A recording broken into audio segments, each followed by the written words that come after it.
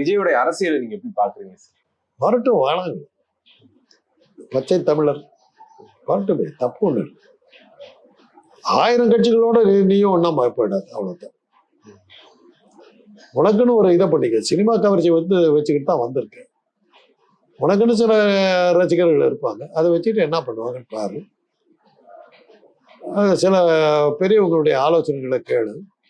கட்சி ஆரம்பிச்சு காணாம போன தலைவர்கள் நிறைய பேர் இருக்காங்க. பாக்யராஜ், டி ராஜேந்தர், இந்த மாதிரி உனக்கு முன்னோடிகள் நிறைய இருக்காங்க. அவங்களெல்லாம் கூப்பிட்டு கேளு, என்ன ஏன் உன் கட்சி காணாம போச்சு அப்படிங்கிறதெல்லாம் கேளு.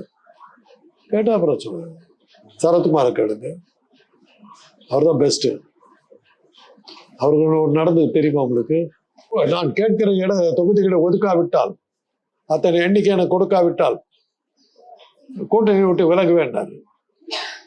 எத்தனை சீட்டுனாங்க? 30ன்னாரு. கொடுக்குறோன்ட்டாரு. தேடி பார்த்தா 30 பேரை காலம் கட்சியில். சீட்டு வேணான்னு விட்டார், தெரியுமில்ல? அது இதே வேணாம், எனக்கு அந்த இடம் ஒதுக்கிட வேணான்னு போயிட்டார். அதான் நடந்தது அவருக்கு. அந்த மாதிரி ஆயிடாது.